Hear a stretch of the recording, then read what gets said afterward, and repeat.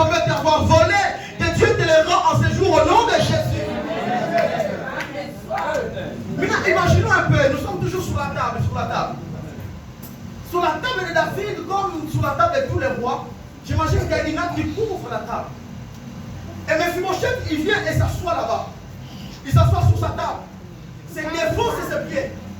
Mais ce jour-là, comme il y a la natte sur la table, le visiteur qui arrive, il ne peut pas remarquer que Mephibosheth, il est voté. Pourquoi? Parce que sur la table du roi, nos fautes, ils sont couvertes. Sur la table du roi, nos fautes, elles sont effacées. Mais ça, c'est sur la table de David. Mais si sur la table de David, les fautes de Mephibosheth étaient effacées, les fautes de Mephibosheth étaient couvertes, c'est qu'avec Jésus, on est mieux que la natte de David. Parce que la natte de David, elle couvre les fautes de Mephibosheth, sans pourtant les effacer. Mais le sang de Jésus, elle ne couvre pas. La Bible déclare ça ôte le péché du monde. Ça veut dire quoi? Lorsque Dieu te regarde, malgré que tu n'es pas qualifié aux hommes, malgré que tu es disqualifié, mais à cause du sang de Jésus, Dieu t'appelle ma fille bien-aimée, mon fils bien-aimé, parce que le sang de Jésus a coulé. Et Dieu se souvient du sang de son fils. Alléluia. Voilà pourquoi je voulais dire à quelqu'un, ne marche pas selon les principes des hommes. Tu peux être disqualifié selon les hommes. Mais je viens déclarer à quelqu'un, tu es un bon candidat pour la grâce de Dieu. Amen.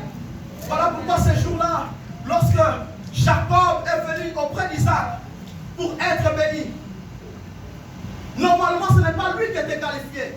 Normalement c'était le grand frère qui était dans le critère. Mais Jacob, il s'approche devant le père. Et la Bible dit, il va aller chercher les amis de son grand frère. Il porte sur lui. Et les pères, lorsqu'ils sont la même chose qu'ils sont, lorsqu'ils touchent les fils aînés, commencent à bénir. Jacob avait compris une chose. Si je dois être béni par les pères, comme l'homme est disqualifié, je dois mettre les amis de mon grand frère. Voilà pourquoi lorsque je viens devant la présence de Dieu, je ne viens pas en tant que moi-même, mais je me couvre de Jésus. Je dis à quelqu'un, lorsque tu viens devant la présence de Dieu, ne viens pas en tant que toi, mais revêt-toi de Jésus. Je vais dire à l'égard, là, ta Yesu.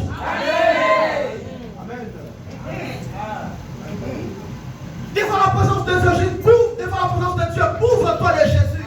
Parce que le Père, lorsqu'il voit son Fils unique auprès de toi, il est obligé de te bénir. Il est obligé de déverser sa bénédiction auprès de toi. C'est vrai que je n'étais pas dit, c'est vrai que je n'étais pas qualifié, c'est vrai que je n'étais pas qualifié pour cette bénédiction. Mais le sang de Jésus a tout payé sur la croix. La Bible déclare encore de ses meurtrissures, nous sommes guéris.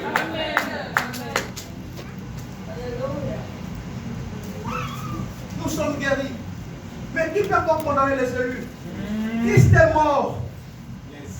Bien plus pour nous. Christ est mort. C'est un avantage pour nous. C'est-à-dire la mort de Jésus a ouvert une brèche afin que nous puissions rentrer dans la présence de Dieu. Ce territoire qui n'était pas mérité à nous, Jésus nous l'a donné à cause de sa mort. J'aime sur la croix lorsqu'il dit mon Dieu, pourquoi m'as-tu abandonné? Mais Jésus avait raison de dire ça, parce qu'il ne savait pas, alors que le Père l'a abandonné, il devait s'attacher à nous. Amen. Amen.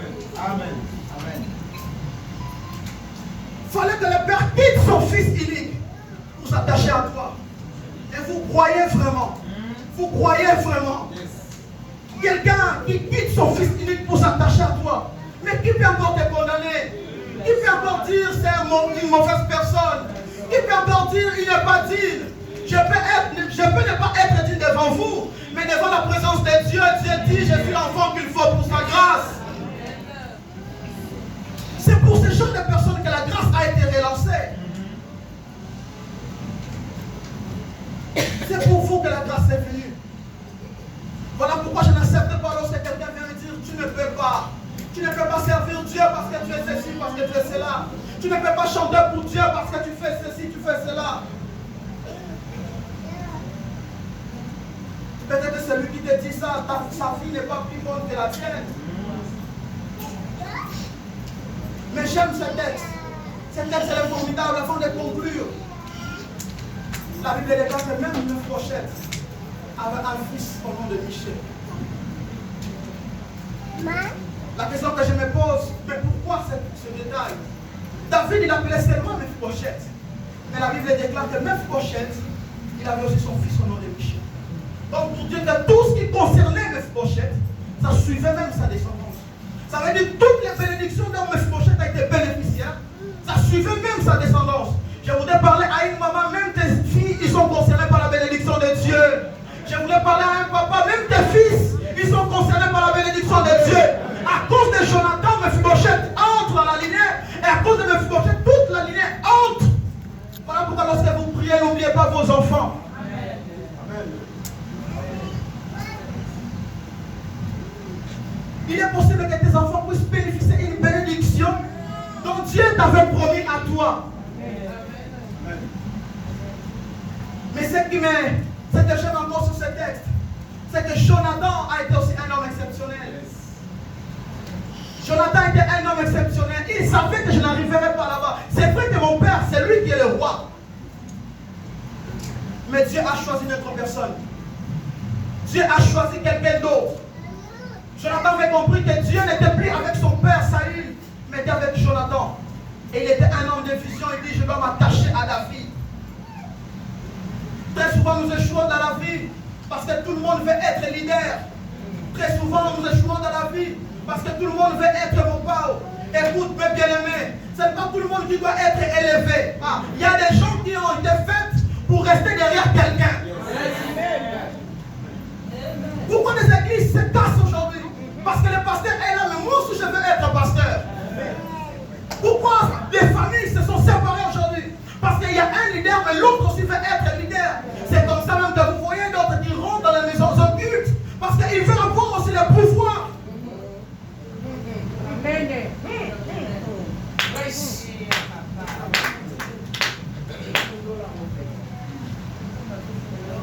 Il faut que vous sachiez une chose. Jean-Baptiste, il était plus âgé déjà que Jésus. Il était le percusseur de Jésus. Il était le cousin de Jésus. Il était de la famille de Jésus. Mais le jour où Jésus arrive, il dit non, je ne suis pas plus grand que celui-là. Il arrive, celui qui est plus grand que moi. Mais comment vous ne pouvez pas voir au-delà de ce que vous voyez? Les gens veulent voir le physique. Les gens veulent voir, mais moi aussi je peux faire ce qu'il fait. Mais Jean-Baptiste, il a reconnu cela. Il dit, lui là, il est plus grand que moi. Je ne peux même pas délier ses sandales. Jésus va lui dire à quelqu'un, mets-toi à côté de celui-là que Dieu a élevé et il t'élèvera. Lorsque tu vois Dieu élever quelqu'un, c'est qu'il n'est pas loin, il est juste à côté. Jonathan, il s'attache à David. Il pensait que le bienfait de David allait seulement se limiter à lui. Mais il ne savait pas. Il y a aussi son fils qui devait venir. Il ne savait pas. Il y a aussi son petit-fils qui devait venir. Et David, lorsqu'il se souvient de la promesse qu'il avait faite à Jonathan, il dit, cet enfant, je suis obligé. Les parents, s'il vous plaît, faites de bien aux autres.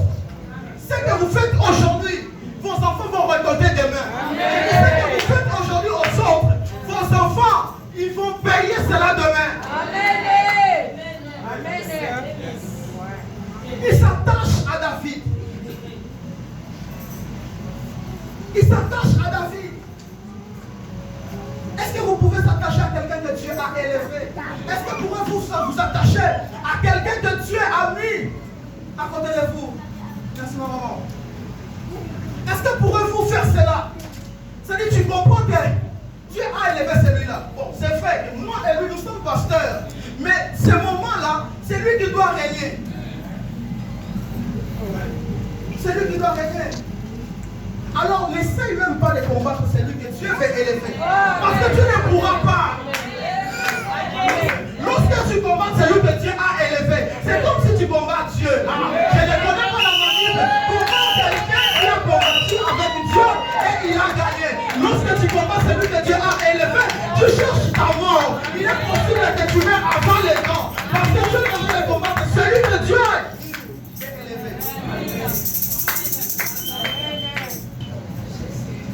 Est-ce que vous êtes là avec moi? Amen. Vous êtes là avec moi? Amen. Amen.